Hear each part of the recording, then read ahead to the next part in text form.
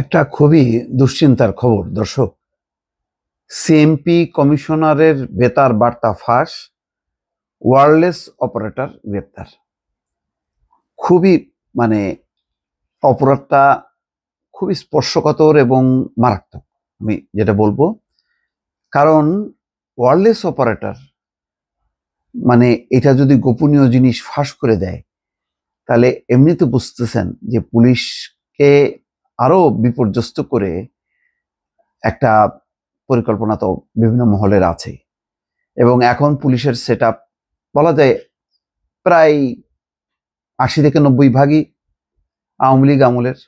এখন তারা যদি পুলিশকে দুর্বল করে, কাদের লাভ হবে? লাভ হবে আরো বিশৃঙ্খলা হবে, মানুষের মধ্যে জনরোষ বাড়তে থাকবে, অপরাধীরা আরো সুযোগ পাবে এবং সরকার বদনামের শিকার হবে। এইরকম একটা জায়গায় এই ওয়্যারলেস অপারেটর মানে যে কাজটা করলো, মনে হবে যে ছোট্ট ঘটনা, কিন্তু দেখেন চট্টগ্রামে এক পুলিশ সদস্য হামলার শিকার হওয়ার পর সিএমপি কমিশনার অস্ত্র গোলাবারুদ ছাড়া কাউকে ডিউটি করতে না যাওয়ার নির্দেশনা দেন। যেহেতু হামলার শিকার হয়েছে, বলছে অস্ত্র এবং গোলাবারুদ ছাড়া ডিউটি করতে না যাওয়ার নির্দেশ দেন। এই নির্দেশটা ছড়াই দিছে। অস্ত্র এবং গোলাবারুদ ছাড়া পুলিশ সদস্যদের ডিউটিতে না যাওয়ার নির্দেশনা দিয়ে সিএমপি কমিশনারের বেতার বার্তা ফাঁসের ঘটনায় এক পুলিশ সদস্যকে গ্রেপ্তার করা হয়েছে। রোববার রাতে চট্টগ্রাম মেট্রোপলিটন পুলিশের খুলশী থানার ওয়্যারলেস অপারেটর অমি দাসকে গ্রেপ্তার করা হয়েছে। তার মানে সে কাণ্ডটা ঘটাইছে এখন চট্টগ্রামে মেট্রোপলিটনে থাকার সময়। তার বিরুদ্ধে সিএমপি কমিশনারের বেতার বার্তা ছড়িয়ে দেওয়ার অভিযোগে সাইবার সিকিউরিটি আইনে মামলা করার প্রক্রিয়া চলছে। সিএমপির অতিরিক্ত উপকমিশনার সদর মাহমুদা বেগম BDNews24.com-কে বলছেন যে আমাদের অভ্যন্তরীণ একটি বিষয়ে তদন্তের জন্য এক পুলিশ সদস্যকে হেফাজতে নেওয়া হয়েছে, পরবর্তী ব্যবস্থা গ্রহণের প্রক্রিয়া চলছে। নাম প্রকাশে অনিচ্ছুক এক পুলিশ কর্মকর্তা বিডি নিউজকে বলেন, কমিশনার স্যারের ওয়্যারলেস অর্ডার ইন্টারনেটে ছড়িয়ে দেওয়ার ঘটনায় খুলশী থানার ওয়্যারলেস অপারেটর অমি দাসকে গ্রেপ্তার করা হয়েছে, তার বিরুদ্ধে মামলা হচ্ছে। এই বিষয়ে জানতে সিএমপি কমিশনার হাসিব আজিজকে একাধিকবার ফোন করলেও তিনি ধরেননি। সম্প্রতি চট্টগ্রামে এক পুলিশ সদস্য হামলার শিকার হওয়ার পর সিএমপি কমিশনার অস্ত্র গোলাবারুদ ছাড়া ডিউটি করতে না যাওয়ার নির্দেশনা দেন। গত 12ই আগস্ট রাতে এক বেতার বার্তার মাধ্যমে সিএমপি কমিশনার এই নির্দেশনা পুলিশ সদস্যদেরকে জানান।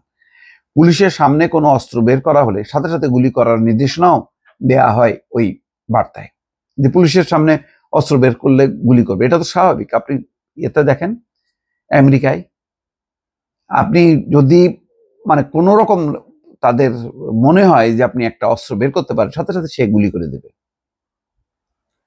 তো এইটা কোনো অন্যায় অপরাধ? কিন্তু এই ধরনের মানে ইন্টারনেটে ছড়াই দেওয়া মানে কি? তার মানে একটা আতঙ্ক তৈরি করা। আওয়ামী লীগের ঝটিকা মিছিলের খবর পেয়ে গত 11ই আগস্ট রাতে নগরীর বন্দর থানার ঈশান মিস্ত্রি ঘাট এলাকায় অভিযানে যায় পুলিশ। সেখানে আবু সাইদ রানা নামে এক এসআইকে কুপিয়ে জখম করে সন্ত্রাসীরা। পরদিন সিএমপির পুলিশ সদস্যদের উদ্দেশ্যে দেওয়া বেতার বার্তায় সিএমপি কমিশনার হাসিব আজিজকে বলতে শোনা যায়, 2024 সালের 5ই আগস্টের আগের নিয়ম অনুযায়ী লাইভ অ্যামিউনিশন ছাড়া কোনো পার্টি থানা থেকে আউট হবে না।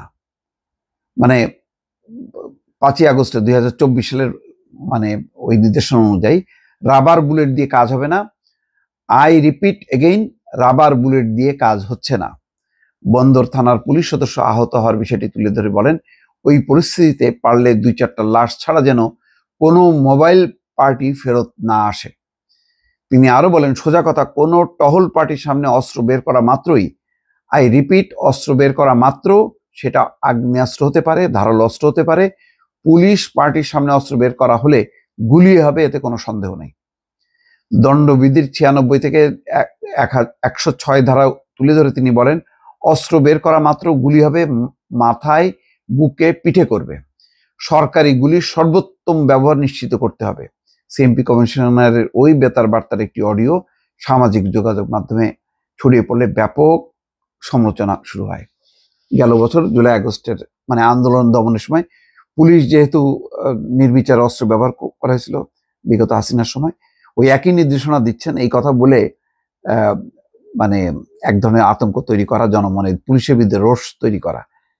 কিন্তু পরিস্থিতি কি এখন তেমন না?